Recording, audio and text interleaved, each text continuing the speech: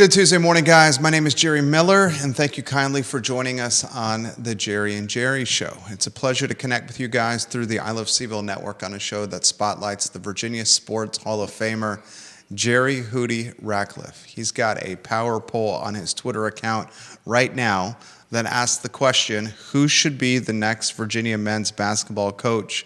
And his Twitter account is always popular with more than 22,000 followers on Hootie Ratcliffe's account. If you're not following the account, you should. You'd be joined by the likes of Phony Bennett and Chris Long and other luminaries around the Virginia Athletic Department, the Atlantic Coast Conference landscape, and college and professional athletics in totality. As of right now, nearly 500 votes in this power poll, and it went up. Man, he's a night owl. It went up. It went up in the wee hours of the. When did you publish this, Hootie Ratcliffe? I think it was somewhere after 2 o'clock. I was going to say this is somewhere 7 hours ago. It says the timestamp on here. He published this at 2:40 in the morning. Yeah, 2:40 in the morning for my friend. Night owl is the proper terminology. 2:40 in the morning for the night owl over here, and already it's out. There's another vote. It's got nearly 500 people participating in his power poll. We'll talk about it. Judah Wickhauer is the director and producer of the show. Why don't you go to the studio camera? And first, let's highlight the hoodie. Judah, can we get the hoodie that he's wearing on screen? I love it. Does he need to stand up for this? Yeah, this is a hoodie from the national championship in 2019 from Minneapolis. I love that hoodie. That's cool. It's cool. I grabbed that on the way out of town before the 24 inches of snow hit in Minneapolis that day. But yeah, I wore this as a reminder to Virginia fans that it's been 6 years now since Virginia's won an NCAA tournament game. So I think that sheds a lot of light on what needs to happen in terms of hiring the next basketball coach, because that's a pretty long drought. That's an extremely long drought. Renee Pettiford says, happy March to Jerry and Jerry. Same to you, Renee. It's a very long drought, and it's especially a long drought for a fan base that had got accustomed to having a lot of postseason success. Now, some of that success in the ACC, of course, ACC tournament, some success, of course, in March Madness, most notably with a national championship in 2019, the hoodie he's wearing there from Minneapolis. She says, fantastic sweatshirt. In fact, it's all over the feed. People giving props to the distinguished Jerry Ratcliffe on that hoodie. My only souvenir from Minneapolis, except for the and the pin. For the pin, they give us a pin at every Final Four. So those are the only two souvenirs I brought back. I think my son brought back a lot more. He brought back confetti and from the floor and all kinds of other stuff. But this was my sole memorabilia. I love it. I love it. Judah, get us up on LinkedIn when you can, if you could, please. The $87 million question, what's going on with the coaching search? How about an open-ended question as we scatter shoot with Jerry Ratcliffe? Well, it appears that the field is somewhat set, and at least from what we've been able to decipher from various sources who have some familiarity with what's going on. And it appears that Ryan Odom from VCU has leapfrogged into the lead as the top candidate. I think Shaka Smart has been their number one candidate all along, but it seems like to me, and maybe it's a smokescreen to throw the media off, I don't know, but it seems like to me that it sounds like Shaka is not interested. I was told by a source that he is focused on his team right now. So that's kind of a nice way of saying thanks, but no thanks. Assuming that, again, that it's not a smokescreen. But Ryan Odom seems to be the number one guy. I don't know that Shaka has been totally eliminated. Certainly Ron Sanchez is a candidate. T.J. Otzelberger from Iowa State, who I think is a tremendous coach, is also still on the list. He's going to be a hard get if that's who they're going after, because he's signed through 2030, I think, and has a pretty high buyout. Not as much as we originally thought, but pretty high. He's very loyal to Iowa State, so it might be hard to pluck him out of there. Ben McCollum has jumped on the radar. Former Division II coach at an obscure school in, I think, Missouri, is now the head coach at Drake. McCollum won 2 national championships, Division II national championships.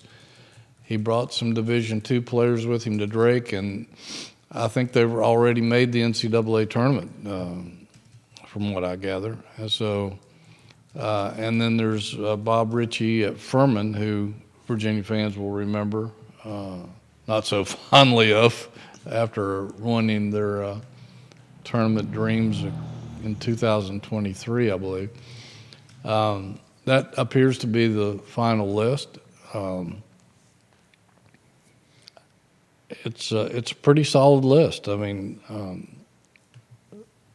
Ryan Odom has done a really good job. He's won everywhere he's been. He's 50 years old. He's got VCU atop the Atlantic 10, which is a pretty good basketball league. Otzelberger obviously has worked wonders at Iowa State. He took over a program that was pretty much bankrupt and built them into an NCAA tournament team, and they've been ranked all season long. He's got a remarkable record out there. He's a good developer of talent. He sounds like a little bit like Tony Bennett did when they hired him away from Washington State. The problem with McCollum is, and I wrote this, that, he might be the next John Wooden, but if you're Virginia, can you take that risk? Right. Can Carla Williams take that risk? Yeah, because she can't get this wrong. You just can't. And so I think it's a pretty solid list. It's interesting to see what Virginia fans think about the field and who they'd like to see. Renee, what do you think? James Watson, what do you think? Vanessa Parkhill, what do you think? Who should be the next head coach of the University of Virginia men's basketball team? Stephanie Wells Rhodes, your thoughts on this topic. Viewers and listeners, let us know who you think should be the next men's basketball coach at the University of Virginia. Let's talk Ryan Odom. Roger Voisinay, your thoughts. Bill McChesney, your thoughts. Ryan Odom seems to be, to me, seems to be a choice that hedges risk. He is a proven winner. He's winning at VCU. He's won, as you said, everywhere he's gone. He appeals to the fan base, was a ball boy for the Virginia men's basketball team, as his father, Dave, was an assistant coach at the University of Virginia. He's 50, so he's got runway here. He can spend 10 plus years here at UVA. He plays a style of basketball that is different from Coach Bennett's. You can get up and run. You can play some defense, get up and go. It would be a change of direction from style of play in the pack line and working a shot clock and slowing the ball down. He seems to be the less risky of all the coaches. Yes, I would love to see a Shaka Smart. I've never thought that Shaka would leave Marquette for this. Why would he? What are his ties to Charlottesville and Virginia outside of being a coach at VCU for a period of time? Where Odom does have ties to Charlottesville here. Right. Seems to me that this guy's the slam dunk choice, and perhaps why Carla Williams authored a letter that she sent to donors yesterday of the University of Virginia. Interesting letter. Yeah, interesting letter where she's asking in some ways for patience, saying the head coach will be hired before the spring portal period closes and opens the 24th of March, ladies and gentlemen. She asked for patience. Perhaps that patience is because VCU still got a lot of runway left with its basketball season. All these coaches on the final list appear to be headed to the NCAA tournament. So if it's any of those guys they're after, you may have to wait a while. Now, here's the downside with that. The downside with waiting, however, is the fact that you take what Miami did by luring John Shire's top lieutenant and Coach Lucas from Duke to South Florida. This guy's at Miami right now working the portal and building the program, and that's a hell of a head start over the University of Virginia. Yeah, and I think that the timing that the NCAA puts on these portals needs to be reexamined, because it doesn't make any sense whatsoever to have the portal open while teams are still playing. It doesn't make any sense at all. They should wait until at least the Final Four weekend or something, and then open it up and let these coaches. It creates an imbalance. If you're doing well, your team's doing well, then you're shackled by having to prepare for games in the tournament. It's hard to go out and recruit and look at the portal unless you have a GM, which most schools don't. We got alumni left and right campaigning, politicking for a potential general manager role with the University of Virginia men's basketball program. Ralph Sampson did it here on the Jerry and Jerry show in studio. Yeah. Curtis Staples, one of the best sharpshooters in Virginia history, college basketball history, frankly, has petitioned. And he even highlighted the fact that he pursued higher education. His pursuit of higher education makes him even more qualified for a general manager position at UVA.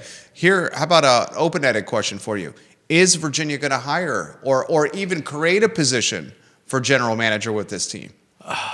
That's a good question, and I don't know. I think it's been discussed, and I talked to some sources a couple of weeks ago, and they were talking about how the GM in college sports doesn't have the same role as GM in pro sports, that they don't have quite as much responsibility.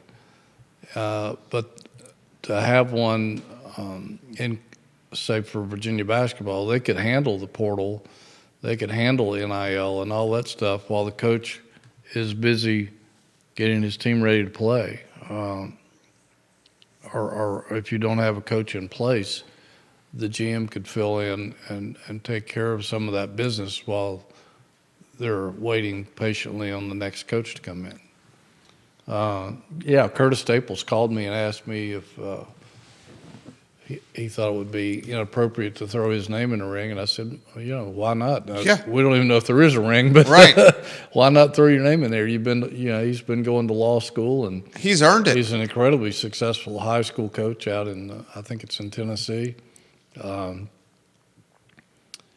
I think there's probably a lot of people that would be good for that job. One guy that comes to mind to me as well is Anthony Solomon, who coached at Notre Dame under Mike Bray on 3 occasions. He's been a head coach. He's a scout in the NBA now. I know he would like to return to his home state. He played for Virginia back under Terry Holland.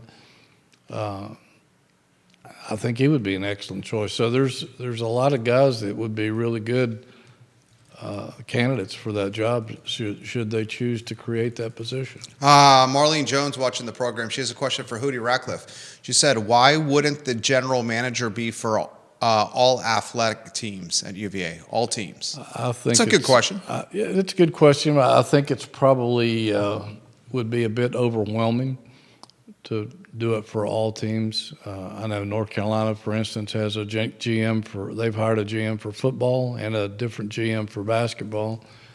I guess you got different sets of rules, different recruiting dates, different transport portal dates. You got to worry about NIL for all these athletes. I think it would be overwhelming for one guy to handle that many sports.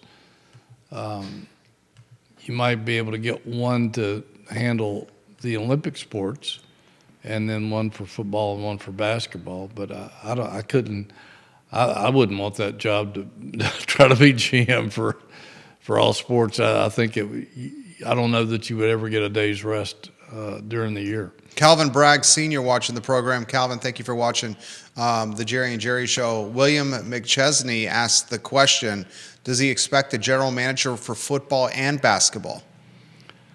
Don't know. There hasn't been any hint of that. Virginia seems to be behind here. Yeah. Well, a lot of schools are going to that. And, right. I think North Carolina is maybe leading the way in the ACC.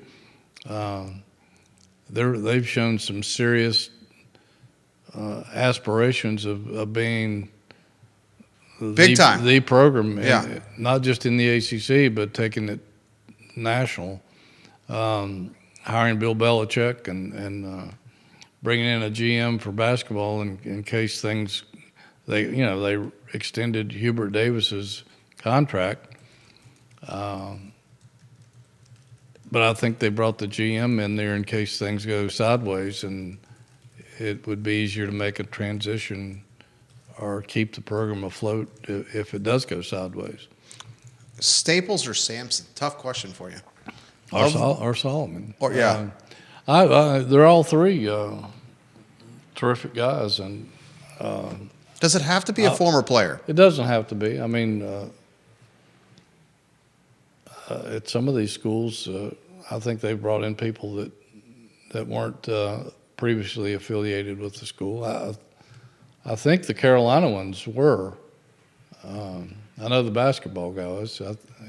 Or at least he had signed a bunch of, as an agent, signed a bunch of Carolina players and represented them. So I don't know I can't remember if he actually was an alum of Carolina or not, and I can't remember what the football guy's background was either. But I don't think you necessarily have to be affiliated with the school as long as you are good at what you do. Bill asked the question, if they do hire a general manager, would they oversee both would they oversee both the men's and women's basketball teams, or would it be a general manager strictly for the men's team?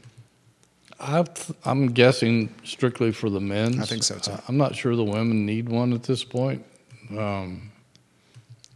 Maybe down the road, but I don't see it being a major problem for the women at this point. There doesn't seem to be. The women's basketball didn't seem to have as many problems with NIL and the portal as men's basketball. 30 votes since the start of the show have now come into the Hootie Ratcliffe Power Poll on his Twitter account.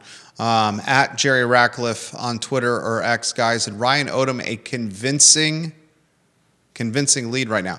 The McCollum entry floated out there maybe because of the Sporting News report that suggested McCollum could be a front runner for this job? Yeah, I think that might be where it surfaced in the media for the first time. I heard rumors about that a few weeks ago, and I didn't take it seriously because, again, I don't know if you can afford to take a risk like that. I mean, winning at Drake is not winning in the ACC. It's a big difference, and I'm not throwing shade on a guy. He might turn out to be the greatest coach of all time, but if you're Virginia, can you take that risk? I just can't see that happening. Viewers and listeners, let us know your thoughts here. We'll put them in the feed. We'll relay them live on air. I'm curious what the viewers and listeners think would be the right head coach for this men's team. Does Ron Sanchez have a chance at this job, or is that ship passed? I think it's passed. Not certain of that because I haven't heard any official word on it, nor has anyone else at this point. But it sounds like it's passed just from the tea leaves. But who knows? They might make a miraculous NC State run in the tournament. Doubtful, but it just seems like to me that, as she stated in a letter, he's led the program with grace, and I can't remember the other term she used, but it was very fitting of what Ron has done. I just have a feeling that they want to go in a different direction. Who's making the hire? Is this a Carla Williams call? It's will be her final call. I think she'll take a strong recommendation from the committee, who I believe Wally Walker, who's been on our show, is probably the spearhead of that. And Wally's got incredible basketball knowledge. He was president and GM of the Seattle Supersonics, and I think he also was the GM of the women's team out there, WNBA team they had. He has a business degree, I think, from Cal or Stanford, I believe, and was a successful businessman after basketball. Incredibly smart guy, and keeps a watchful eye on basketball, pro and college. I think he had some influence in getting Tony Bennett here. I wouldn't be surprised if Carla Williams didn't say, "Wally, go out and find me another Tony Bennett," if there is one. But that would not shock me if that happened. So I think she'll take a strong recommendation from Wally and the committee, but it'll be her final call. And a final call with a lot of pressure for Ms. Carla Williams. I know she's been extended here, but some of the hires so far have not gone, let's just say they're to be determined. Yeah, to be determined. Most notably, the head football coach. Yeah, and this is a big season for Tony Elliott. So, would you say this is a make or break season for the coach? Probably so. I mean, it's his fourth year. They've gotten a little better each season, I think, and the schedule's less challenging this year. Although I still don't like the Washington State game, and I still don't like the NC State non-conference game. I think they could have scheduled 2 wins there. Walk us through the NC State non-conference game. I think it's convenience. NC State has done this before. They've played, I think, Wake Forest and maybe somebody else that in a non-conference game, even though they're in the same conference, because they're not on their schedule. And it's easy travel, easy money, a team that both fan bases are familiar with.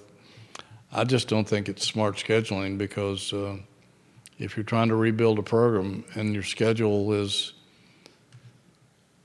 lighter than it has been the last couple of years, and you have a chance to make a breakthrough here and win 7 or 8 games, get a rent-a-victim. Get a rent-a-victim. I don't see the point in taking a risk playing really good football teams. Not yet. Down the road, but not yet. I 1,000% concur with you, Hootie Ratcliffe, especially with a coach that if he struggles this year, the fan base is going to really clamor and scream to move on from the Tony Elliott era. We'll get back to basketball here. Georgia Tech, we'll get to that game in a second. How about NC State firing its head coach? Mere 10, 11 months from a miraculous Final Four run? Yeah, well, if you'll remember back to last year at the ACC tournament, he was on the hot seat. He was gone. Yeah. He was gone. If Tony Bennett had called that or done the hacking there when they had fouls to give, and NC State could not have made a miraculous comeback in that game, and that would have ended NC State's season.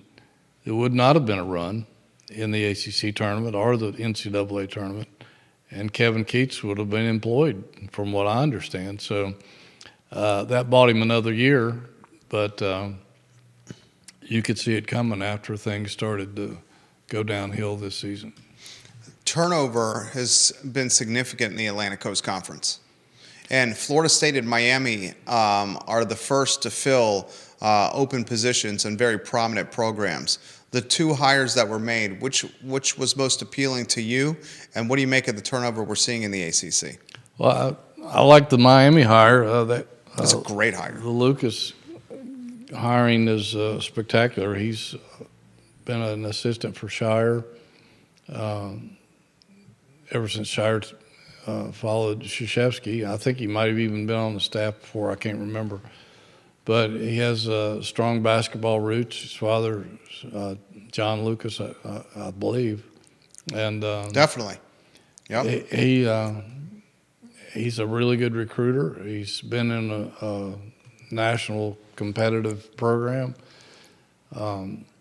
There's no negatives as far as I can see, and it takes a special guy to be able to win at Miami.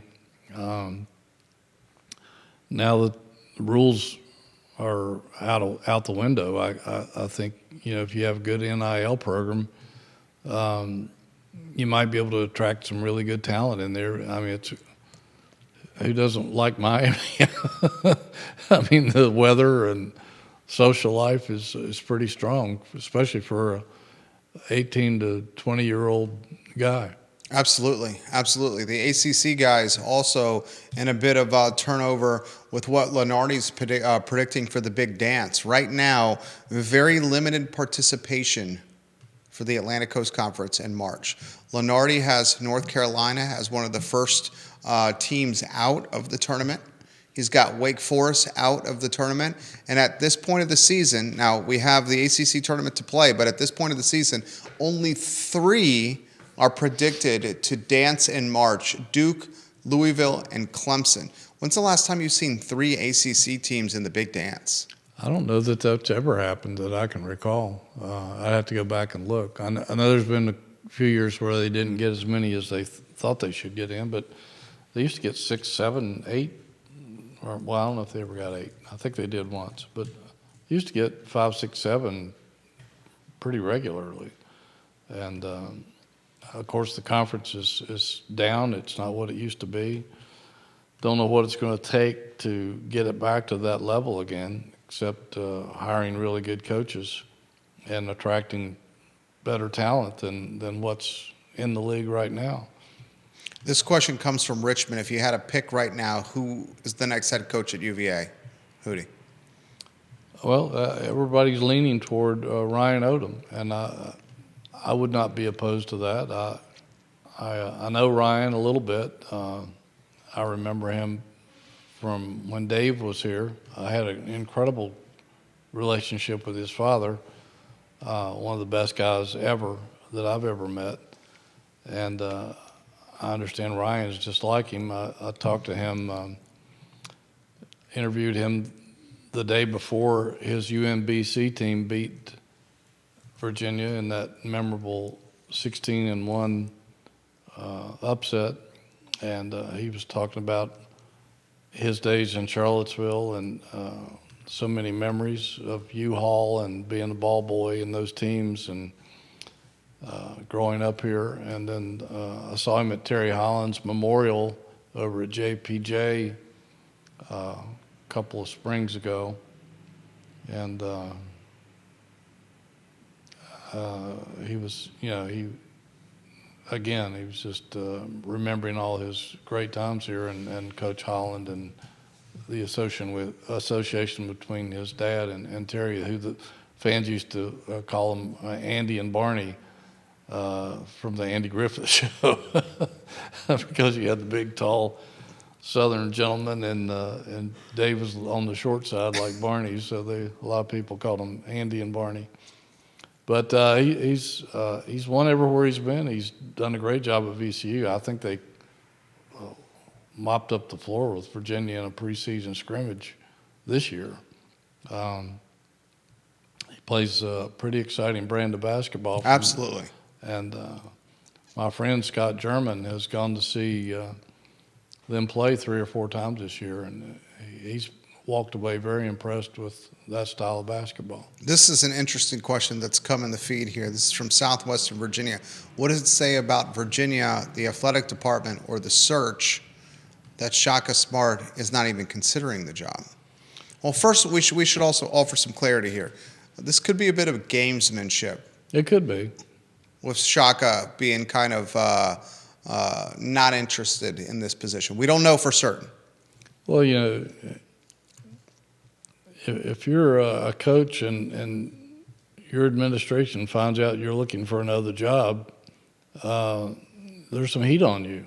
And it could be a smokescreen from either side. It could be from Virginia saying, oh, well, we're looking elsewhere, or him sending a signal to his people, hey, I'm not interested. I'm coaching this team to the end.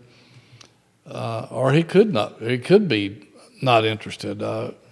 He's got a pretty secure position there at Marquette. He's got a nice contract. I think he's signed through the 29-30 season as well. He's making over $3 million a year, I believe.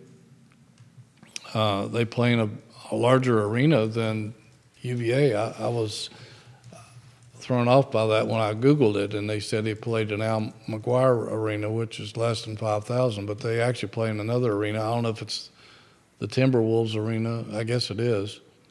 And it seats 17,000. So he's in a good conference, and he has a good program. So I don't know that says anything about Virginia that they can't get him if he's in a good situation and he doesn't want to come. It's just I'm sure he can recruit guys at Marquette that probably couldn't recruit at Virginia.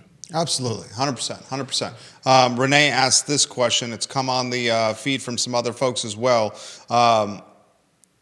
Dan Hurley was on 60 Minutes over the weekend. And on 60 Minutes, Dan Hurley touched on a number of topics. Of course, he's the two-time national championship head coach, the reigning national champion. Terrific is coach. UConn. Fantastic family, fantastic basketball family. Basketball's in his blood. He said half his current roster is thinking transfer portal, and a handful of guys on his current roster have already been discussing or rendezvousing with other programs and teams to talk about their NIL position. This is the premier program in college basketball right now, and the head coach acknowledges to the top interview talk show, of the last couple generations, that half his roster is considering leaving UConn. Yeah, well, that may be the case at every roster in America. Look what happened at Duke last year. I think they had almost the entire program transferred out, except for a few guys. It's happened here the last couple of years. There's over 1,000 guys in the transfer portal every year, I think. So, Danny Ford, or no, excuse, not Danny Ford, Dabo Swinney said the other day that tampering is out of control in college athletics. And I asked Tony Elliott about that the other day, and he said he's right. And he said there's really nothing you could do about it unless you just want to turn somebody in. And it's just part of the madness going on in college athletics right now. Is the NIL is out of control, the tampering is out of control, the portal's out of control, and nobody seems to want to put a lasso around it and try to get it on an even, fair basis for everybody. I think they're heading toward a disaster down the road if they don't do something about it. Most likely to enter the portal in the Virginia men's basketball roster. Wow. Maybe Day, because he has shown the last 10 games, he's scored in double figures, shot over 50%, and done everything that we expected him to do when he got here. I think he'll be a guy that a lot of people will come after. And,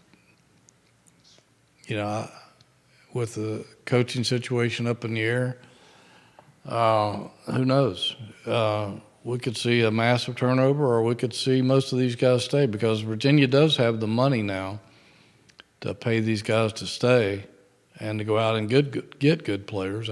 Somebody said $7 million. I don't know if that's correct.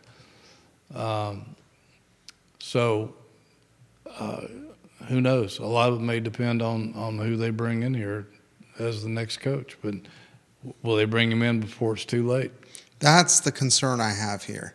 With that window, as that Carla put in her letter, from March the 24th to April the 22nd is a long, long time when you're talking about an open window for these guys to decide whether they're going to stay or leave when they don't know who their coach is going to be. Carla Williams sends a letter out to fans and donors Monday, and she says, we're working on this, and we're going to make the hire before the end of the spring transfer portal. And the portal spring period starts March 24th, ends April 22nd. Guys, my very genuine concern is if a hire is not made sooner than later, who leaves from this team? I mean, does McNeely leave? He's honorable mention all ACC. Isaac McNeely would be offered a bag of money by any school in the country. And the interesting thing about Isaac McNeely is I would not say that his professional upside, certainly not with the NBA, because of limited athleticism and limited height, is particularly appealing. So if I'm Isaac McNeely, I'm trying to make as much money right now, and if I can secure millions of dollars in my last season of college basketball, who's going to judge him for doing that? Oh, you couldn't blame him or anybody if somebody's dangling that kind of money in front of you. And I mean, McNeely's future's what? European basketball, most likely. Probably. If he pursues that route. Yeah. And that's not an easy life. He could take his chances on the G League and see if he could find a roster spot. A lot of it's trying to find a club that you could fit in. It's a tough call these days, and maybe Virginia would be willing to pay him a lot of money to stay too. So you got to consider that. But certainly he could demand a big payday if he wanted to. I think he's a really, really loyal kid. I think he likes it here, but who knows? Somebody's dangling millions of dollars in front of you. It's hard to say no. Exactly. I did notice that his entire family and his high school coach were at the last home game against Clemson. So maybe I don't know if that was a sign or not. Yeah, I saw the same. I found it curious. Very interesting times here. What'd you make of the honorable mention, all recognition for McNeely? No other player on any of the 4 All ACC teams, although Andrew Rohde did receive some votes for most improved. McNeely, honorable mention, basically 4th team all conference. Yeah, it's all conference is not what it used to be. I mean, you got 18 schools fighting for 15 spots, essentially, on the first 3 teams. It's hard. I mean, I don't know. The voting has changed as well. It's not like the entire media base that used to vote on these teams are doing it now. They just pick certain people to vote on it. So the process has changed and the league has changed. So I don't know if you can read too much into it, but I think Virginia's record probably didn't help him any, even though he was fantastic in the league. To me, he's better than that, but I'm one of many people. I thought he was better than honorable mention as well. I mean, basically, he's pegged by the media to be somewhere between 15 and 20, and actually 16 and 20 in ACC player rankings. And it seems to me more valuable than that. But to Hootie's point, the record did not justify a higher position, perhaps. Comments coming in quickly. This one, what happened against Syracuse? They just got manhandled. I've heard a lot of reasons. That, of course, it was senior night at Syracuse. And Syracuse was the doormat of the league. Yeah, and they And in their last 3 games, I think coming in, they had blown double-digit leads and lost. Syracuse's big man looked like Elton Brand. Syracuse's big man looked. He's a big dude. He's what, 6'10", 270, something like that, and He could not be stopped. no, it couldn't. And that's been an ongoing problem for Virginia. They can't stop big men in the paint, which is. I would like to have seen how Tony Bennett would have attacked that, because Tony Bennett and his dad, one of their premises of the pack line was never let a good big man beat you.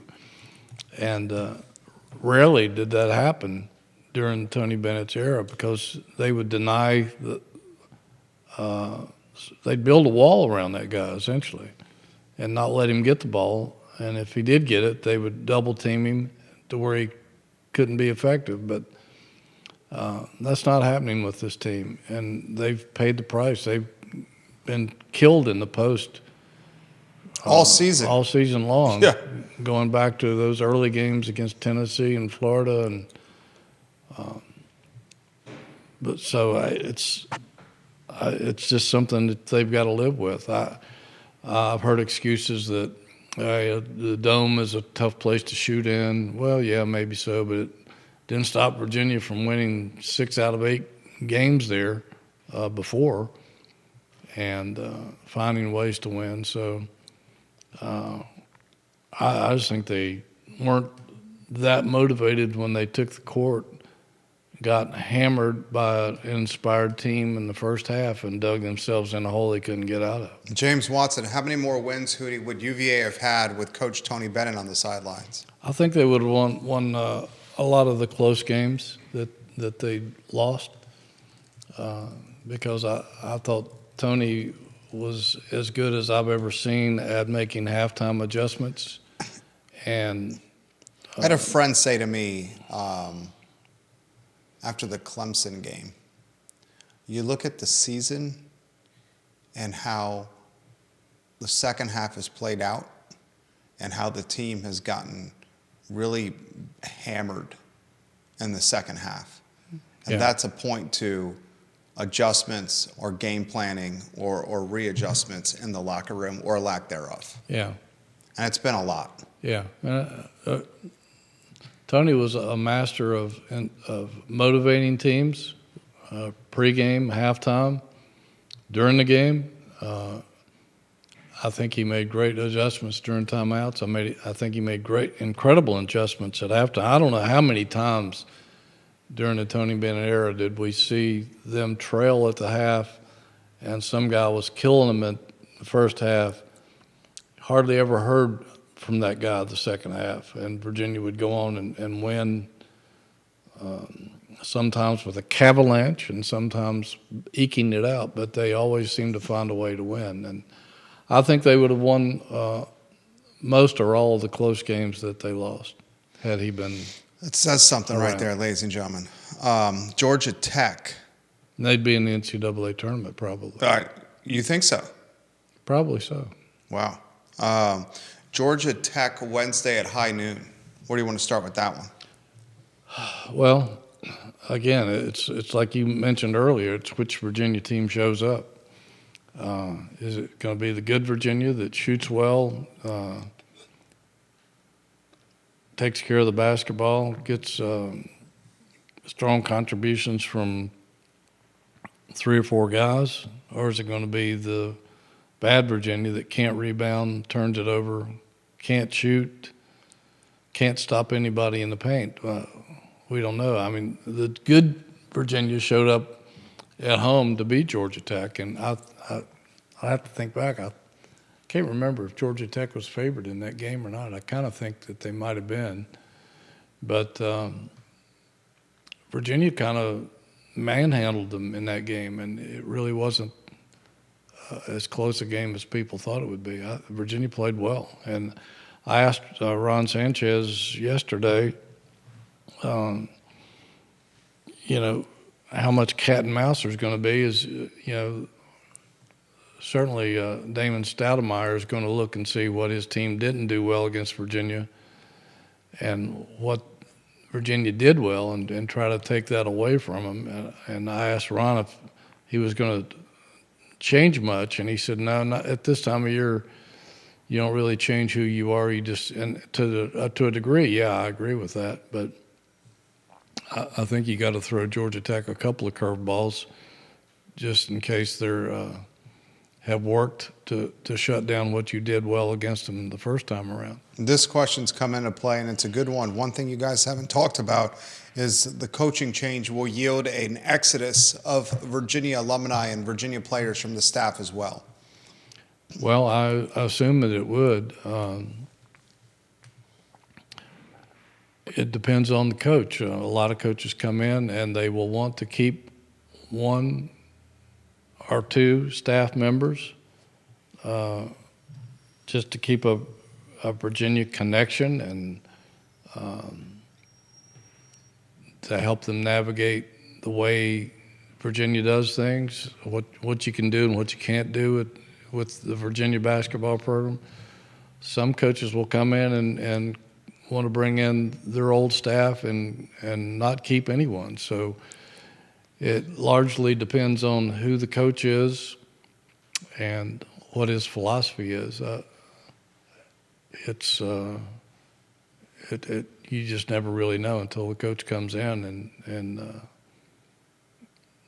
makes that decision on his own. I think Ryan Odom would be more inclined to keep at least somebody from the current staff than maybe some of these other candidates would be. You know, you feel for a guy like Kyle Guy, who retires from professional basketball, albeit European basketball, chooses to come to Charlottesville and learn from a Hall of Famer in Tony Bennett. Yeah. Then Coach Bennett, in the bottom of the ninth inning, retires right before the season starts, and Kyle Guy is essentially what? You know, on a coaching staff that's a stopgap, that is in a position of, I don't know, any staff, very few staffs, very few head coaches that could have won in this scenario. Yeah. And then Kyle Guy is with kids, on a wife, and an uncertain future, still in his playing prime. I mean, he's still in his playing prime here. Yeah. Could still be making money in Europe playing basketball if he wanted to. Is now left in a position of, what do I do with my professional life? Yeah, that's a decision he may have to make, and he did. I think he's earning his degree at Virginia while he's here, but He is. that's what I understand. And I know he's going. I know he's taking classes, so I'm assuming he's getting his degree. But he could always go back and play. He practices with the team every day, and so I'm sure his game is pretty darn sharp. They say some of the battles between him and McNeely are legendary in practice. I'd love to see that, but Well, I would hope that Guy is getting, you know, hope maybe not be the right word. Kyle Guy, I mean, Kyle Guy's got to be what, 28, 29? well, let's see. He was a junior when he left UVA in 2019. He's 27 years old right now. Yeah, so yeah, that sounds right. So 27-year-old should be getting the best of Isaac McNeely Yeah, if he's got aspirations of maybe getting back into professional basketball. yeah. Well, I think he's lit him up a few times for sure. Yeah. I think he's taught McNeely a lot. I think he's helped Isaac a great deal. So I think Kyle Guy probably has some years left if he wants to go back and play somewhere. Yeah. You know, I feel for all these guys. This comment's come in. We haven't had a Jack Salt or a Mamadi Diakite type to put in front of teams in a few years. This team may have had some missing parts in terms of hard-nosed defense under the basket. No question. Absolutely. Missing. They haven't had a rim protector. They do set good screens. I mean, Blake Buchanan.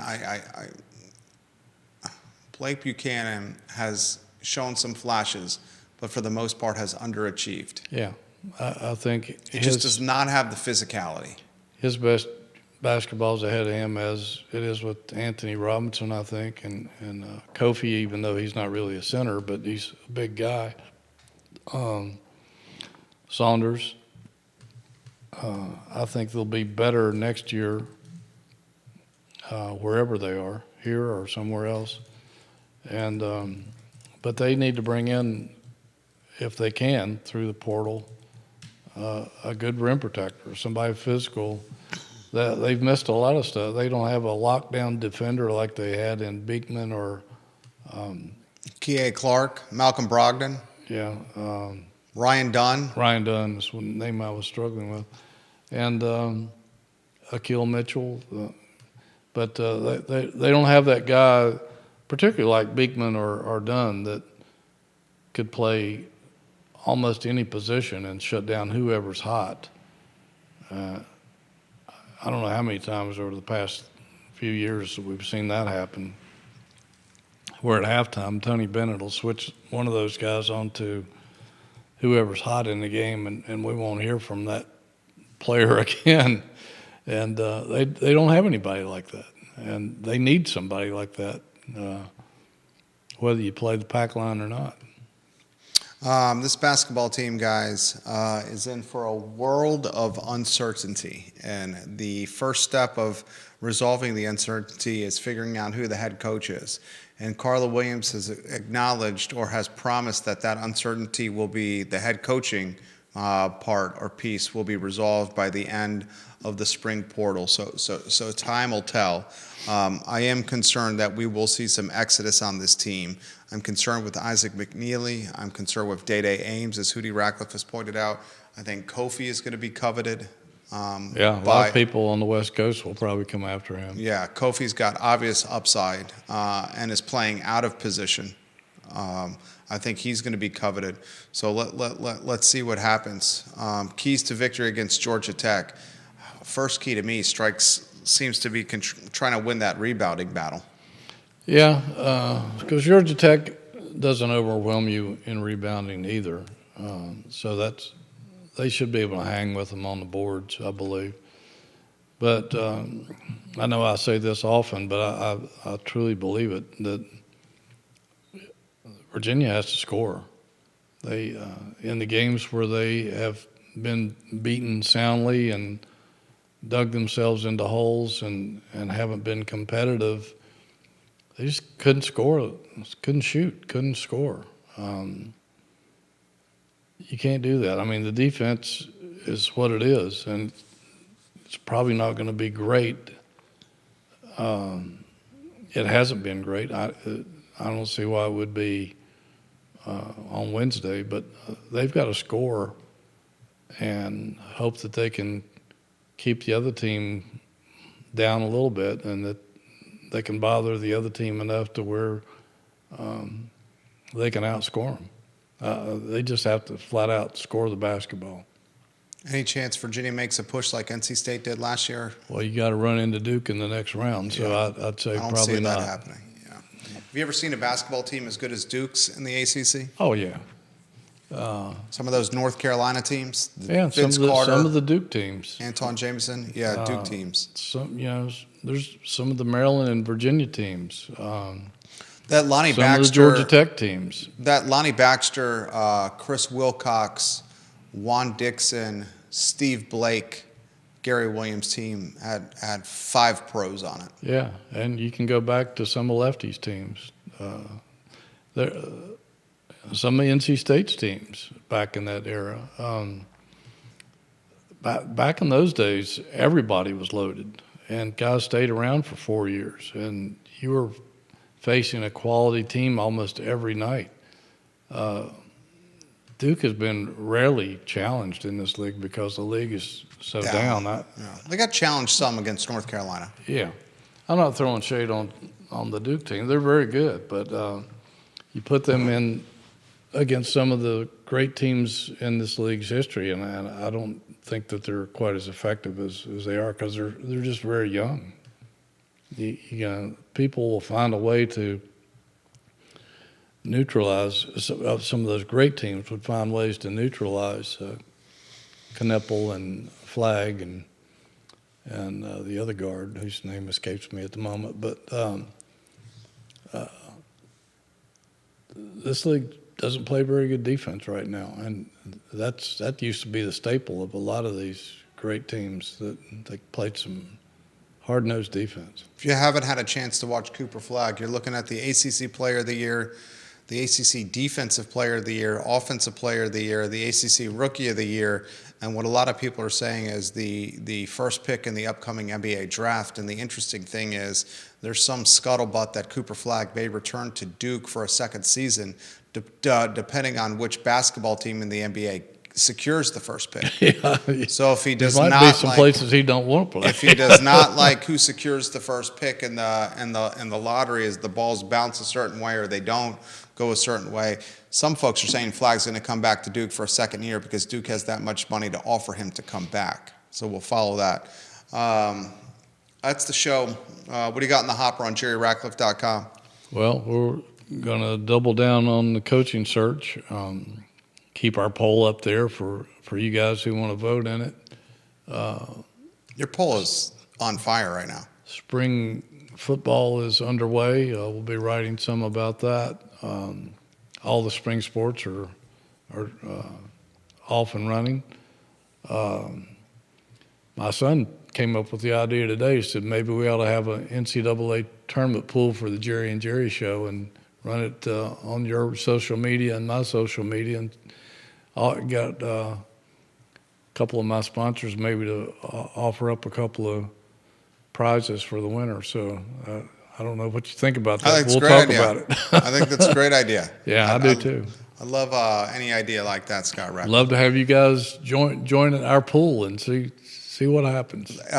Since the show was started, nearly 100 people have voted on the Jerry Ratcliffe Power Poll. Follow him on Twitter. Visit JerryRatcliffe.com. The guy is on the cusp and on the pinnacle of anything Virginia athletic related. We'll follow this coaching search closely. The athletic director has promised that this will conclude before the end of the spring portal season ends. The spring portal opens in 13 days. I mean, to say that this is urgent is an absolute understatement. Judah Wickower is behind the camera. Jerry Hootie Ratcliffe, the star of the show. My name is Jerry Miller, and it's the Jerry and Jerry Show on a busy Tuesday for Wahoo Nation. The I Love CVille show, guys, is up at 12:30. So long, everybody. Nicely done, Hootie.